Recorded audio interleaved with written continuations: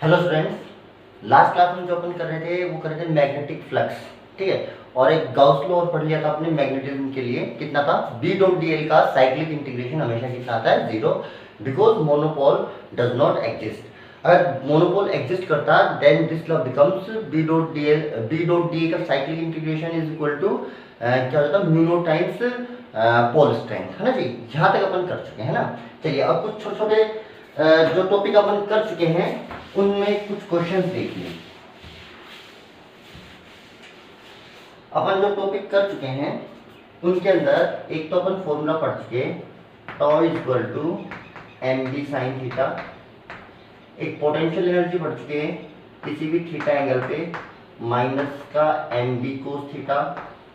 ठीक है, formula wise. एक पढ़ चुके अपन B dot D A is equal to 0। ठीक है, चलिए इन पे कुछ क्वेश्चंस करते हैं। फर्स्ट क्वेश्चन देखिए। क्वेश्चन है,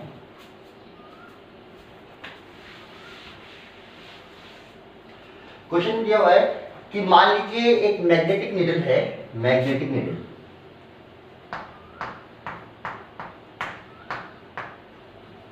ठीक है, उसका जो मैग्नेटिक मोमेंट है वो आपको दिया हुआ है 6.7 into 10⁻² ampere into metre square. ये आपको गिवन है ना। एनसीईआरटी का सॉल्व एग्जांपल है এটা। अच्छा, और इसका जो मास मोमेंट ऑफ इनर्शिया है वो है 7.5 into 10⁻6 kg into metre square. ये उसका मास मोमेंट ऑफ इनर्शिया है। उसको कहा कि किसी अननोन प्लेस पर ले जाकर, किसी अननोन किसी जगह पे ले जाके उसको पहले तो फ्रीली सस्पेंड कर दिया गया, उसके बाद उसको हल्का सा डिफ्लेक्ट किया गया। तो जो उसके नंबर ऑफ ऑसिलेशंस आए, तो 10 ऑसिलेशंस के अंदर जो टाइम लगा वो लगा 6.7 second.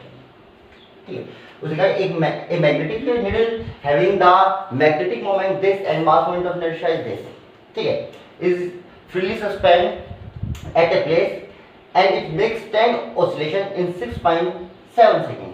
Find the magnetic field, find the magnetic field. देखो, टॉर्क के हिसाब से आपको एक डेरिवेशन करवाया गया था कि जो आपकी नीडल थी वो आपकी क्या कर रही थी बेटा, अगर यूनिफॉर्म मैग्नेटिक फील्ड में अगर उसको ऑसिलेट कराया जाता है तो उसका अपन ने टाइम पीरियड निकाला था और मैग्नेटिक फील्ड भी निकाल लिया था। अच्छा जी, फॉर्मूला कितना आया था, जो आपके पास टाइम पीरियड का आया था वो था 2 पाई बाई ओमेगा, जिसको आपने लिखा था 2 बाई रूट का आई upon N B.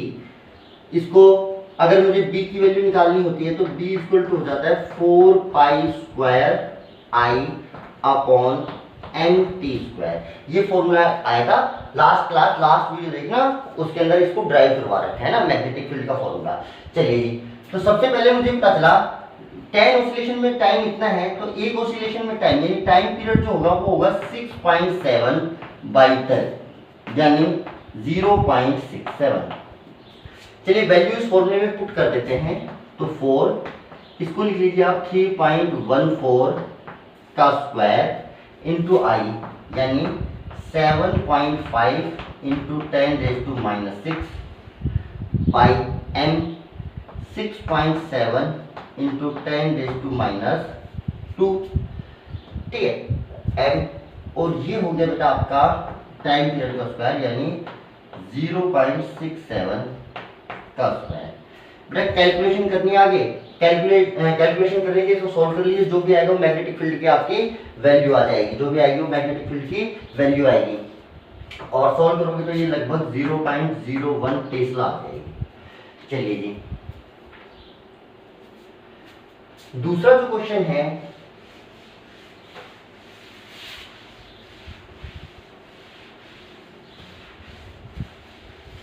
Question number 2।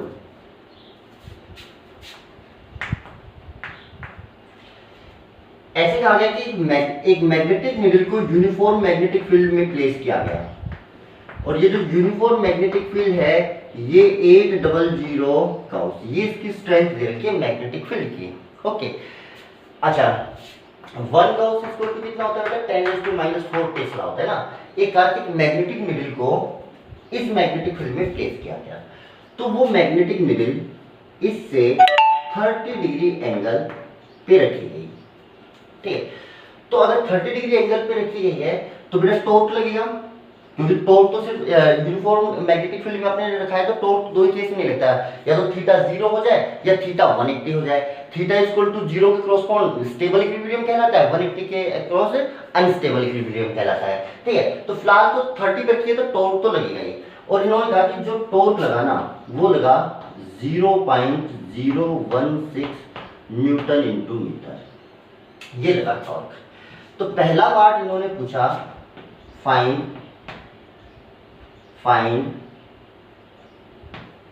Magnetic moment of the needle.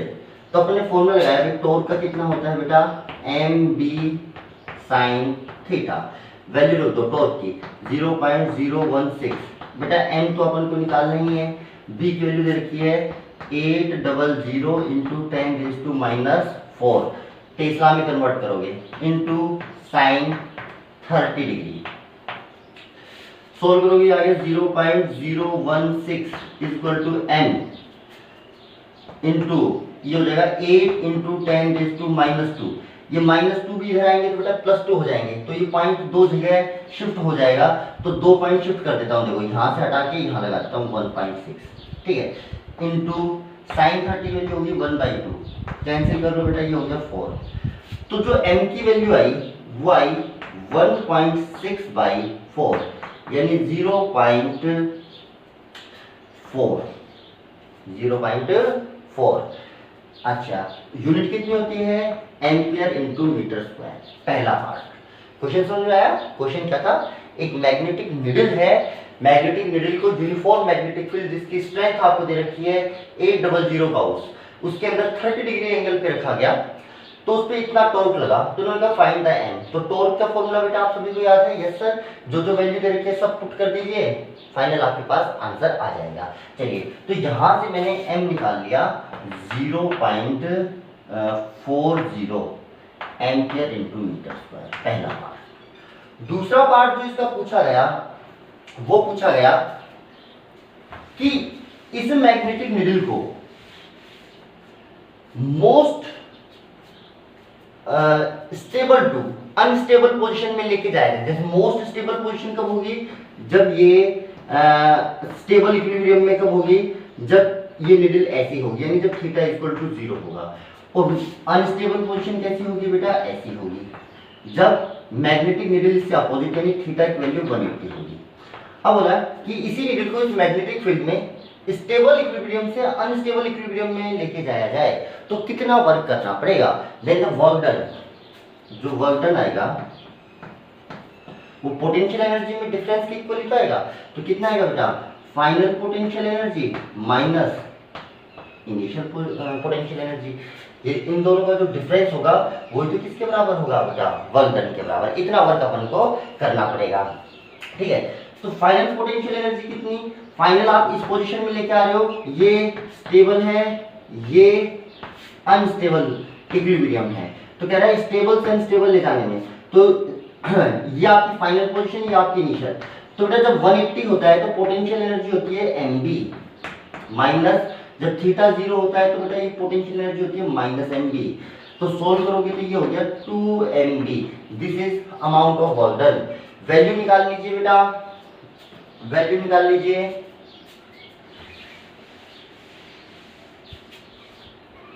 Value 2mb की, तो वर्क डन इक्वल टू हो गया 2m, m के जो आपने कैलकुलेट की थी 0.40, और b आपका कितना था, शायद 800 गाउस था, चेक कर लेना एक बार, ठीक है।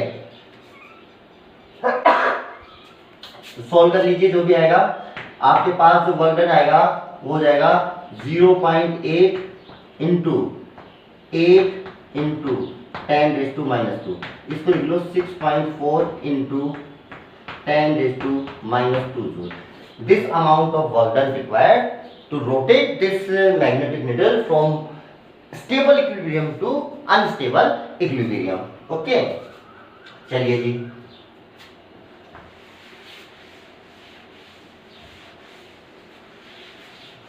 इसका जो थर्ड पार्ट है, थर्ड पार्ट में बोला गया अगर इस मैग्नेटिक नीडल को एक सोलेनोइड से रिप्लेस कर दिया जाए, किससे बेटा, सोलेनोइड से, और सोलेनोइड का एरिया ले लिया जाए 2 × 10⁻⁴ मीटर स्क्वायर, और उसमें नंबर ऑफ टर्न्स ले ली जाए मान लीजिए 1000, तो बताइए उसमें कितना करंट फ्लो कराऊं कि इस सोलेनोइड का मैग्नेटिक मोमेंट उतना ही आ जाए जितना मैग्नेटिक मोमेंट किसका आ रहा था, उस मैग्नेटिक निडल का।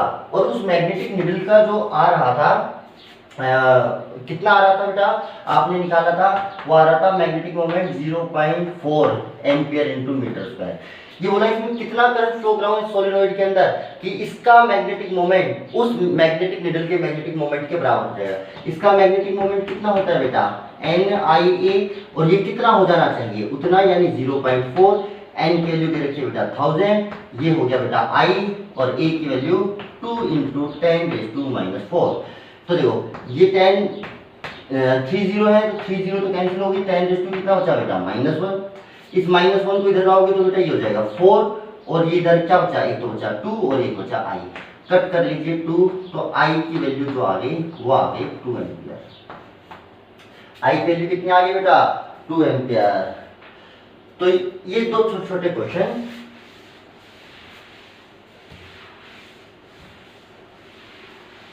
यहां तक, ठीक है।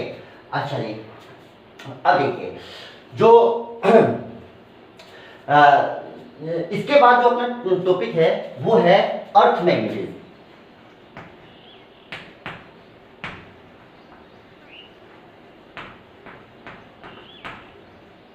ठीक है, अर्थ मैग्नेटिज्म, या पहले एक और टॉपिक कर लीजिए आप,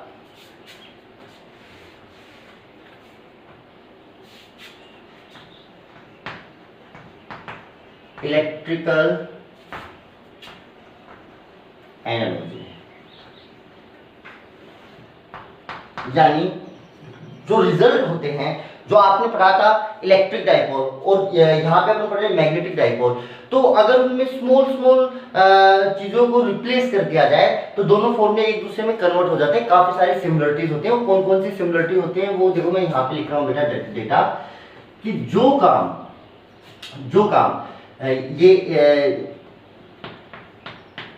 ये मैग्नेटिज्म के डेटा है, ये आपके इलेक्ट्रोस्टैटिक्स का डेटा है। जो काम यहाँ पे चार्ज करता था वो यहाँ पे काम करता है बेटा पोल स्ट्रेंथ। तो वहां पे जिन फॉर्मूलों में जहाँ पे चार्ज आता था, यहाँ पे कितने आएगा बेटा, पोल स्ट्रेंथ। यहाँ पे जो पॉजिटिव चार्ज होता था वो यहाँ पे नॉर्थ पोल की स्ट्रेंथ की तरह एक्ट करेगा, और जो नेगेटिव चार्ज था वो साउथ पोल की स्ट्रेंथ की तरह काम करेगा। बोलो बात समझ में आई। दूसरा देखो, फर्स्ट चार्ज, दूसरा यहाँ पे जो डाइपोल होता था उसका डाइपोल जो मोमेंट होता था वो होता था Q × 12। यहाँ पे जो डाइपोल का मैग्नेटिक मोमेंट होगा M, वो होगा Qm × 12, और या कोई करंट कैरिंग एलिमेंट है तो NIA, ठीक है। Just Q is replace by Qm।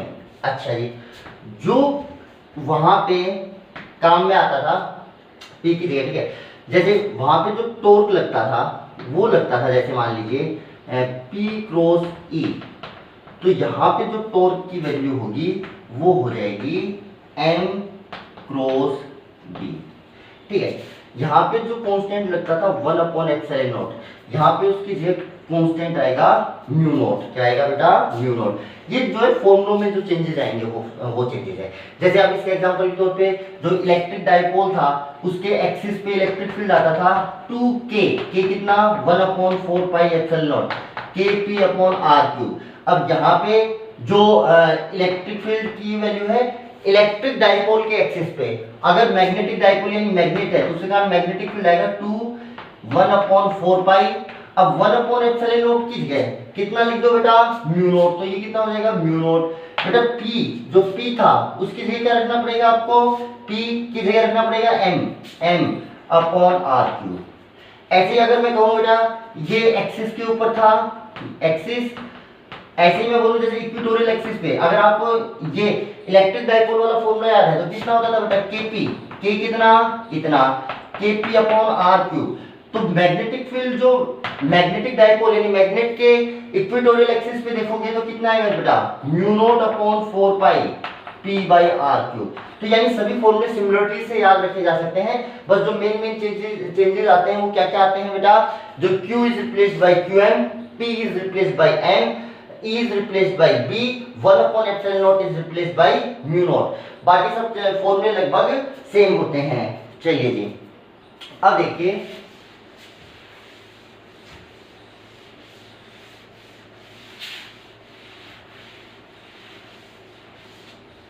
Earth magnetism.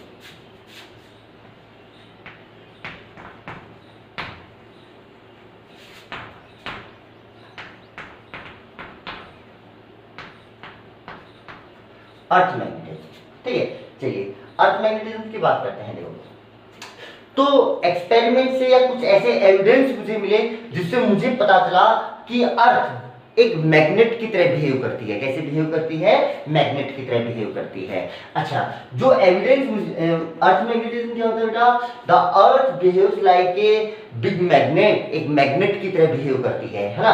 अच्छा, जो अर्थ जो है मैग्नेट की तरह बिहेव करती है और उसके जो सरफेस पे मैग्नेटिक फील्ड होता है बेटा, इसका जो ऑर्डर होता है वो 10⁻⁵ टेस्ला के ऑर्डर का होता है। इतना मैग्नेटिक फील्ड अर्थ डेवलप करती है। कौन करती है, अर्थ। ये अर्थ के सरफेस पे मैग्नेटिक फील्ड का ऑर्डर है, the order of magnetic field on the surface of earth, ठीक है। अच्छा, अर्थ मैग्नेट की तरह बिहेव करते हैं ये कैसे पता चला, है ना। क्योंकि देखो मैग्नेट तो क्या होती है, अगर किसी आयरन पार्टिकल को मैग्नेट के पास ले जाओगे तो वो अट्रैक्ट करेगा, पर यहाँ पे मुझे ऐसा कुछ खास पता नहीं चल रहा। अगर मैं इस चौक को डालूंगा वो भी उसी तरीके से गिर रहा है और आयरन पार्टिकल को डालूंगा वो भी उसी तरीके से गिर रहा है ना। तो मुझे कैसे पता चला कि अर्थ मैग्नेट की तरह बिहेव करती है। तो बेटा अर्थ मैग्नेट की तरह बिहेव करती है, यानी अर्थ मैग्नेटिज्म के कुछ एविडेंस मिले मुझे, है ना, कुछ सबूत मिले, कुछ प्रूफ मिले जिनसे ये साबित हो गया कि अर्थ मैग्नेट की तरह बिहेव करती है। जो पहला एविडेंस था वो ये था कि अगर किसी मैग्नेट को फ्रीली सस्पेंड करें, क्या करें बेटा, फ्रीली सस्पेंड करें, तो बेटा वो always stay in north south direction. It is always stay in north south direction. आप किसी भी डायरेक्शन में एक मैग्नेट लीजिए, बार मैग्नेट, उसको आप एक थ्रेड से सस्पेंड कर दीजिए फ्रीली, आप उसको किसी भी डायरेक्शन में रोटेट करके छोड़ दीजिए, वो घूम के फाइनली नॉर्थ साउथ डायरेक्शन में रुकेगी।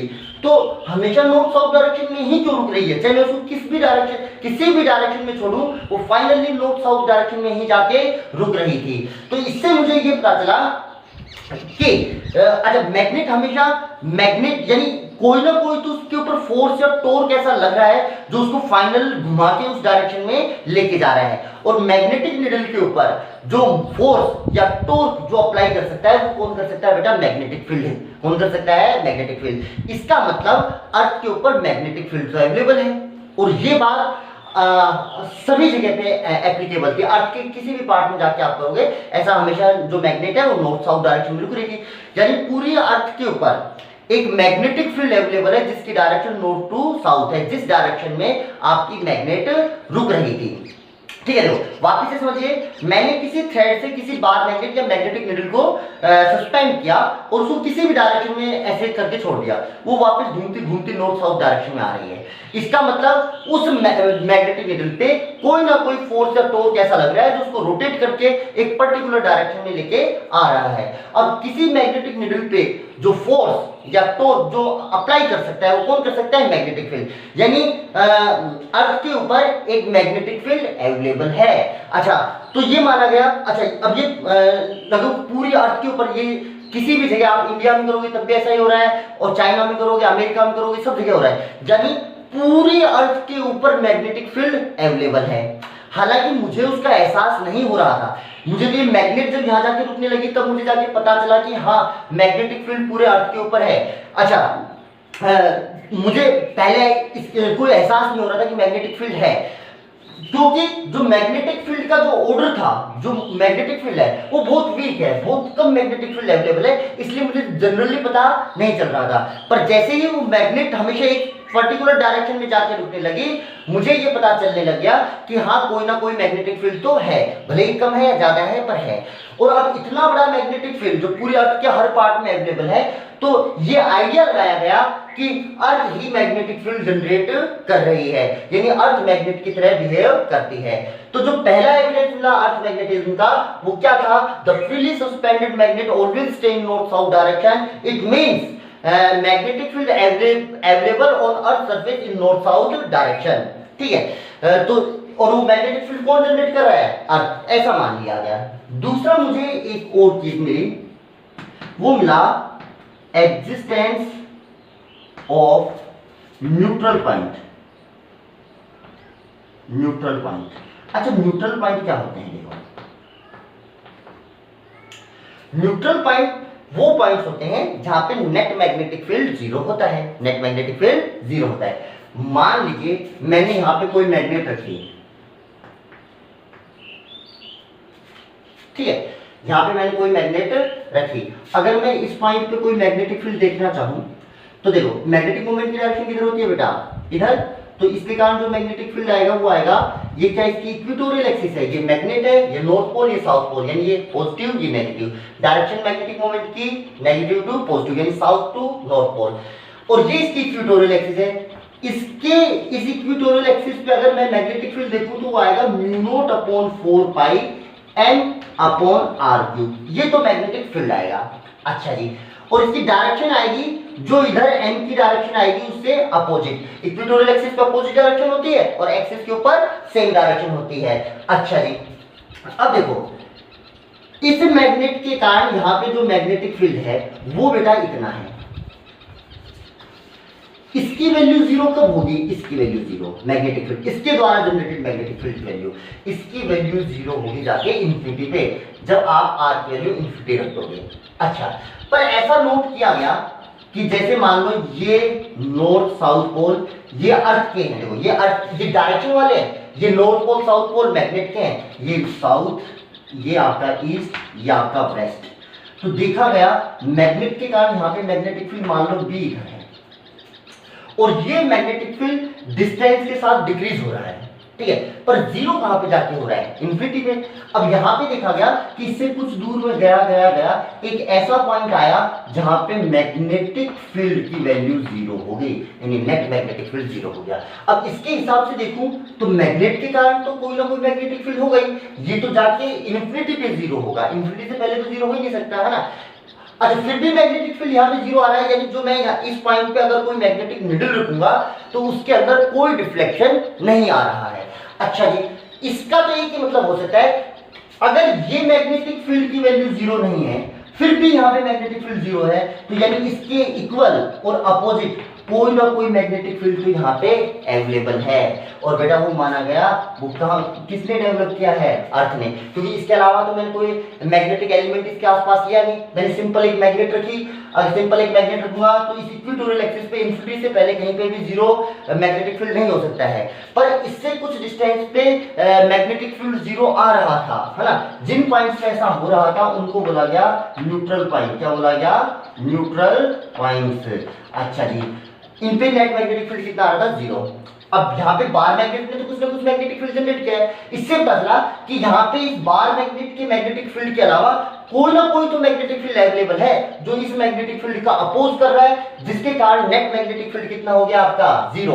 अब ये माना गया जो ये एक्स्ट्रा मैग्नेटिक फील्ड यहाँ पे अवेलेबल है इस मैग्नेट के अलावा, वो मैग्नेटिक फील्ड अर्थ ने डेवलप किया है, इसलिए नेट मैग्नेटिक फील्ड आपका जीरो हो रहा है। तो जो न्यूट्रल पर अगर मैं अर्थ कोई मैग्नेटिक इफेक्ट डेवलप नहीं करती तो देखो ये फील्ड तो होता ही नहीं, अर्थ अगर डेवलप नहीं करती तो बी की कुछ ना कुछ तो वैल्यू आती ही, यानी कहीं पे भी मैग्नेटिक फील्ड जीरो नहीं आता, ये बी तो कम से कम आता ही आता, और ये जाके इंफिनिटी से पहले कभी भी जीरो नहीं आता, और मैग्नेटिक फील्ड जीरो नहीं आता तो न्यूट्रल पॉइंट एग्जिस्ट नहीं करते।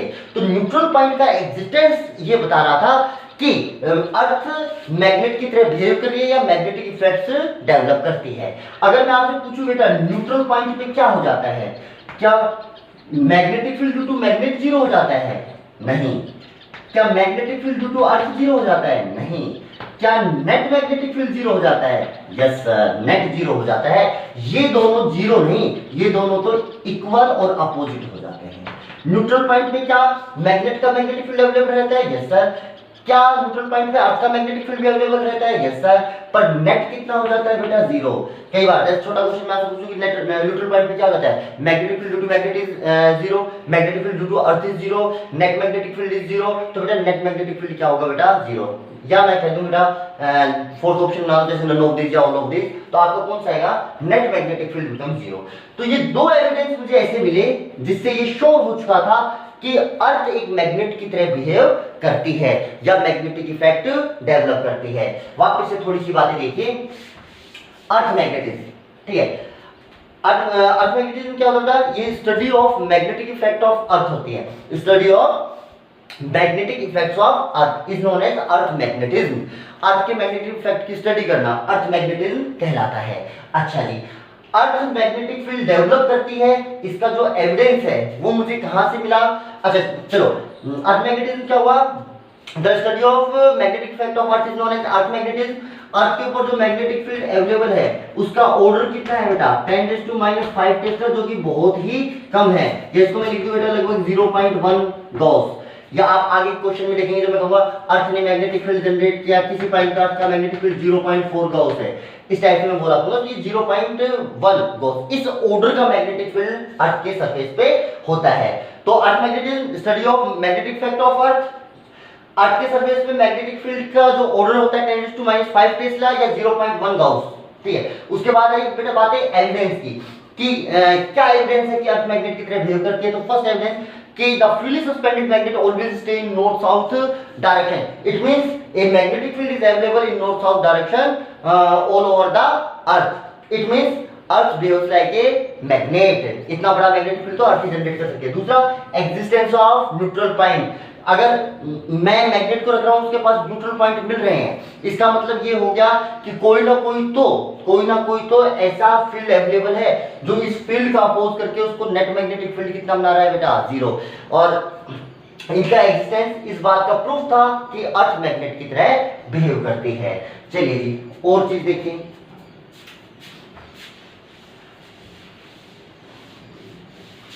अब इसके कोज, ये तो एविडेंस हो गया, ये कंफर्म हो गया कि अर्थ मैग्नेट की तरह बिहेव करती है।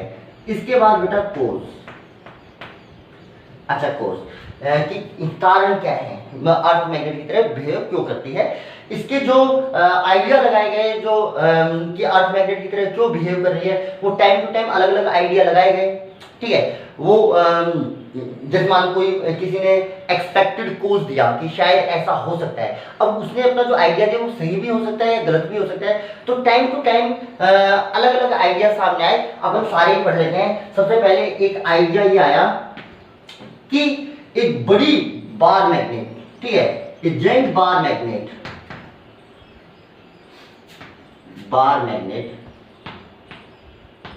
buried inside the earth,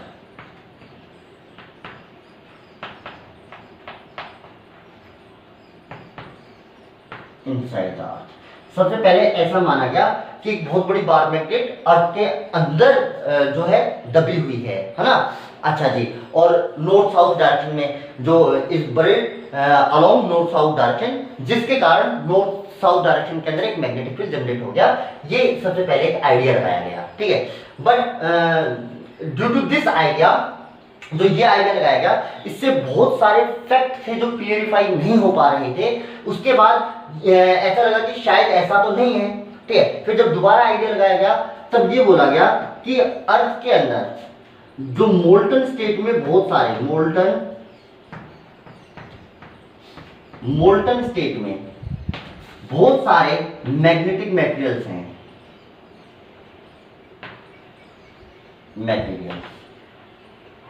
जैसे आयरन, निकेल, कोबाल्ट, ऐसे बहुत सारे मटेरियल अर्थ के अंदर हैं जो मोल्टन स्टेट में है, ठीक है। और इनकी मोशन के कारण, इस मोल्टन स्टेट में जो मटेरियल है इनकी मोशन के कारण, ठीक है, करंट डेवलप होते हैं। और इन करंट की वजह से इन करंट की वजह से मैग्नेटिक फील्ड जनरेट होता है। तो फर्स्ट कोज जो एक्सपेक्टेड कोज था वो था agent magnet is buried inside the earth along north south direction, along north south direction. But इससे सभी फैक्ट्स जो क्लियरिफाई नहीं हो पा रहे थे। तो सेकंड जो एक्सपेक्टेड कोज था वो था कि many ferromagnetic metals like iron, nickel, cobalt are present inside the earth in molten state and due to their motion एक करंट डेवलप, इनकी मोशन के कारण एक करंट डेवलप हो जाता है क्योंकि ये मोल्टन स्टेट में आयनिक स्टेट में होते हैं बेटा। तो करंट डेवलप होता है, उसके कारण से मैग्नेटिक इफेक्ट डेवलप होता है। ठीक है, जो उसके बाद अब इससे भी सारी चीजें कोई खास क्लियरिफाई नहीं हो पाई थी।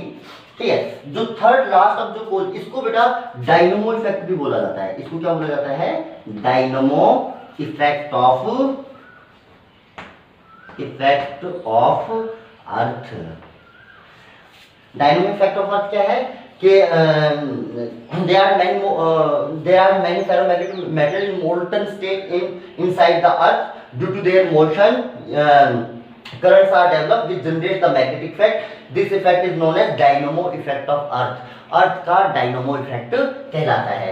थर्ड और जो अब लेटेस्ट जो रीजन चल रहा है, जो फिलहाल अब रीजन दिया जा रहा है, वो ऐसा माना जा रहा है कि जो सन से कॉस्मिक रेज आ रही हैं, कॉस्मिक रेज आ रही हैं, वो जो एटमॉस्फेयर के अपर पार्ट में जो गैसेस हैं उनको क्या कर रही हैं? आयनाइज्ड। और इन आयनाइज्ड गैस के क्या, अभी गैस जब आयनाइज्ड होके जब ये आयन मोशन करते हैं तो their effect is equivalent to current and इनकी वजह से अर्थ के ऊपर मैग्नेटिक फील्ड डेवलप हो रहा है। अभी लेटेस्ट तो आपका ये वाला चल रहा है। ठीक है, क्या क्या बोला गया इसके अंदर? When the cosmic rays coming from the sun enter in the atmosphere then they ionize the gas present in the atmosphere. Due to these ionized gas currents are developed which produce magnetic effect on the earth surface. ये last माना जा रहा है। तो बेटा जो कोज वे अर्थ magnetism के जो कोज वे वो क्या क्या हुआ? पहला कोज, ये सब एक्सपेक्टेड कोज है ना, कोई फिक्स नहीं है, सब एक्सपेक्टेड कोज है। पहला कोज क्या कि large big magnet is buried inside the अर्थ, पहला कोज ये माना गया कि शायद ऐसा हो सकता है कि मैग्नेट। दूसरा बोला गया कि ferromagnetic metals are present in the molten state और उनकी मोशन के कारण मैग्नेटिक इफेक्ट डेवलप हो रहा हो, इसको डायनमो इफेक्ट बोला गया। और लास्ट में बोला गया जो कॉस्मिक रेज सन से आती हैं वो एटमॉस्फेयर में गैस को आयनाइज कर देती हैं और हो सकता है उन आयंस की वजह से मैग्नेटिक इफेक्ट डेवलप हो रहा हो। These are the expected cause of earth magnetism. ठीक है, अच्छा जी, अब अर्थ मैग्नेटिज्म के बारे में कुछ चीजें और पढ़ते हैं। देखो,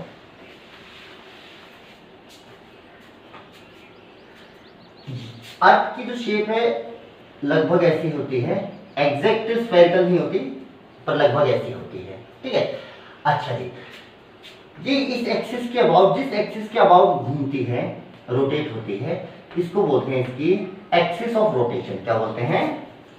एक्सिस ऑफ रोटेशन या ज्योमेट्रिक एक्सिस। ठीक है, ये एंड इसका कहलाता है, तो लास्ट में जाएगा, इसको बोलेंगे नॉर्थ पोल, इसको बोलेंगे साउथ। अब इस नॉर्थ को बोलेंगे ज्योमेट्रिक नॉर्थ पोल और ये ज्योमेट्रिक साउथ पोल। ठीक है, अच्छा जी, अब जब मैं इसके या स्फीयर है बेटा, स्फीयर है ना, इसके ऊपर अगर कोई मैं बार मैग्नेट छोड़ता हूं तो नॉर्थ साउथ डायरेक्शन के अलोंग अलाइन हो जाती है ना।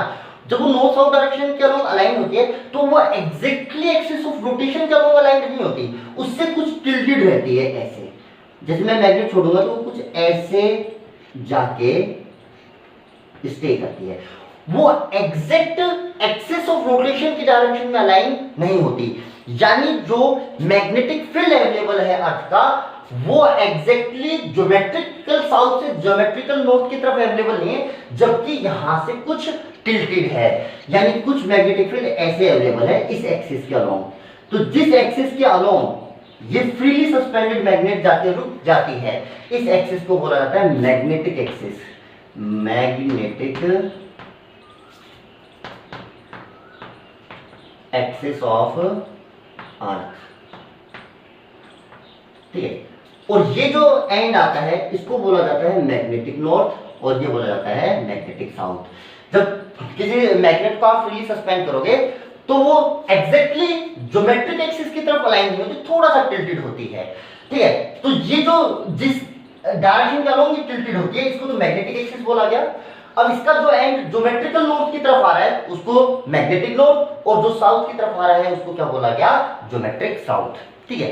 अच्छा, इन दोनों एक्सिस के बीच में जो एंगल होता है जो अर्थ के सेंटर पे जो ये दोनों के बीच में जो एंगल बनता है ये एंगल होता है अबाउट 11.3 डिग्री, 11.3 डिग्री एनसीईआरटी के अकॉर्डिंग, है ना। एनसीईआरटी दिया हुआ है, हल्का हल्का वेरिएशन आपको अलग अलग बुक्स में मिल सकता है पर अपन तो एनसीईआरटी वाला डेटा ले रहे हैं, ठीक है।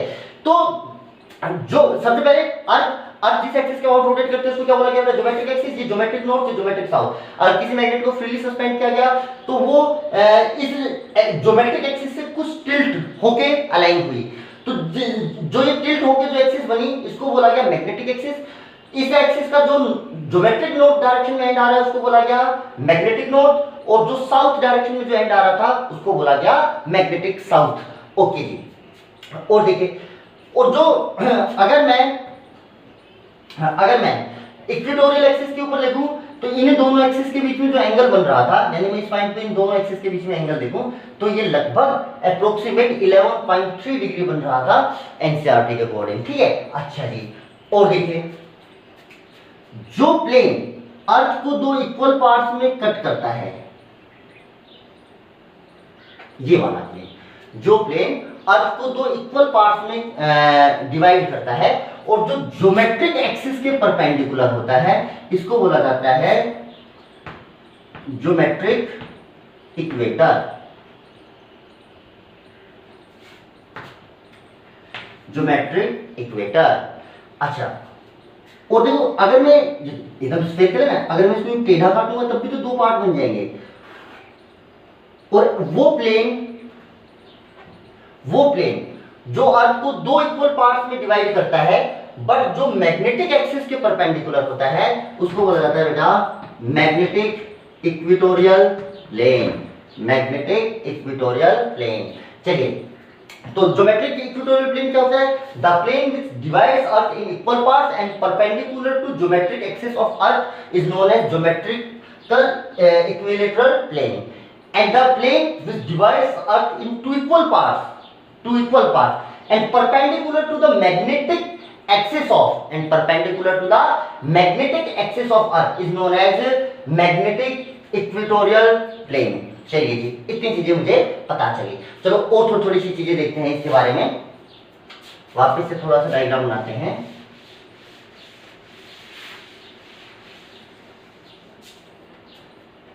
जैसे मान लीजिए ये अर्थ है,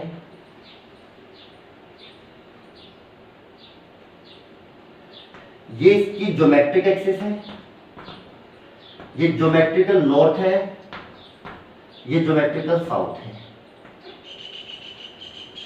ये मैग्नेटिक नॉर्थ है और ये मैग्नेटिक साउथ है। अच्छा, अगर मैंने किसी बार मैग्नेट को ये फ्री छोड़ा तो वो इस एक्सिस के अलोंग जाके अलाइन हो जाएगी, ऐसे अलाइन। अच्छा जी, इसे जो ये जो मैग्नेट, देखो ये मैग्नेटिक एक्सिस है अर्थ की, और ये जो ऊपर जो मैंने एरो सा बनाया ना ये मैग्नेटिक निडल है जिसको मैंने अर्थ के सरफेस पे रखा हुआ है यहाँ पे, है ना। अच्छा, ये इस डायरेक्शन में जाके स्टे करेगी, इसका मतलब इस डायरेक्शन में मैग्नेटिक फील्ड अवेलेबल है। अच्छा जी, इस जो ये ऊपर वाली मैग्नेट का जो एंड इस डायरेक्शन में गया नॉर्थ डायरेक्शन में, उसको मैंने इस मैग्नेट का बोला गया बार मैग्नेट का नॉर्थ पोल, और जो ये जो मैग्नेटिक निडल है इसका जो एंड साउथ की तरफ गया यानी नीचे वाली तरफ, इसको बोला गया साउथ पोल। किसका किसका किसका, ये जो मैग्नेटिक निडल है इसका, ठीक है। अच्छा, अब मैंने कहा कि अगर इस बार मैग्नेट का नॉर्थ पोल इधर है और एक, देखो ये दो, आप दो मैग्नेट की तरह समझो इसको, देखो एक तो ये सरफेस के ऊपर रखी हुई है और ये समझ लो ये अर्थ के अंदर है। अब अगर बाहर वाली मैग्नेट का नॉर्थ पोल इधर जा रहा है तो मैं तो जानता था कि नॉर्थ पोल तो किसकी तरफ अट्रैक्ट होता है, साउथ की तरफ। इसका मतलब अर्थ के इस साइड में साउथ पोल होना चाहिए, और इस मैग्नेट का साउथ पोल इधर गया तो बेटा ये किससे अट्रैक्ट होता है बेटा, नॉर्थ की तरफ। तो अर्थ के अंदर जो मैग्नेट अपने मानी गई है, जो अर्थ की जो मैग्नेटिक एक्सिस है उसके नॉर्थ डायरेक्शन में तो अर्थ का कैसा होना चाहिए, साउथ पोल, और उसके साउथ डायरेक्शन में कैसा होना चाहिए, नॉर्थ पोल, क्योंकि जो आपने बाहर मैग्नेट छोड़ी थी उसका नॉर्थ पोल नॉर्थ डायरेक्शन में गया, और नॉर्थ पोल किसकी तरफ अट्रैक्ट होता है, मैग्नेट के साउथ पोल की तरफ। तो जो ज्योमेट्रिकल नॉर्थ के टुवर्ड्स, जो ज्योमेट्रिकल नॉर्थ की तरफ जो पोल होता है अर्थ मैग्नेट का, वो होता है साउथ पोल, और जो साउथ डायरेक्शन में जो अर्थ के मैग्नेट का पोल होता है वो होता है नॉर्थ पोल। ठीक है, ऐसे पहले टर्मिनोलॉजी काम में ली जाती थी, आजकल इसको चेंज कर दिया है। आजकल ये बोला कि आप नॉर्थ डायरेक्शन में नॉर्थ पोल बोलो, साउथ डायरेक्शन में साउथ पोल ही बोलो, बस ऐसे बोल दो कि अर्थ का जो मैग्नेट है उसका जो नॉर्थ पोल है वो साउथ की तरफ बिहेव करता है। अब एक टर्मिनोलॉजी क्लियर होगी कि नॉर्थ डायरेक्शन में नॉर्थ पोल माना, साउथ डायरेक्शन में साउथ पोल माना, ऐसा मानिए भाई, नॉर्थ में नॉर्थ है, साउथ में साउथ है। और ये बोला गया बट अर्थ का जो नॉर्थ पोल है वो बार मैग्नेट के साउथ पोल की तरह एक्ट करता है। मींस देखो जैसे कोई बार मैग्नेट है, बार मैग्नेट है तो नॉर्थ पोल से मैग्नेटिक फील्ड लाइंस आती है और साउथ पोल पे एंटर करती हैं। यहाँ पे उल्टा सिस्टम है, नॉर्थ पोल पे तो मैग्नेटिक फील्ड लाइन बेटा अंदर की तरफ आएंगी और जो साउथ पोल होगा वहां से मैग्नेटिक फील्ड लाइन बाहर की तरफ निकलेंगी। तो अर्थ की जो नॉर्थ डायरेक्शन में है जो पोल, अर्थ के मैग्नेट का जो पोल नॉर्थ डायरेक्शन में, उसको मैग्नेटिक नॉर्थ ही बोला गया, बट वो बिहेव कैसे करता है, साउथ पोल की तरह। और जो साउथ डायरेक्शन में जो पोल है उसको मैग्नेटिक साउथ पोल ही बोला गया, बट वो बिहेव कैसे करता है, नॉर्थ पोल की तरह। तो magnetic field lines comes out from south pole of earth, magnetic field lines comes out from south magnetic south pole of earth and goes in magnetic north pole of earth. Magnetic field lines comes out from magnetic south pole of earth and goes in magnetic north pole of earth. ठीक है, ये अर्थ के magnetism के बारे में कुछ basic सी बातें हैं।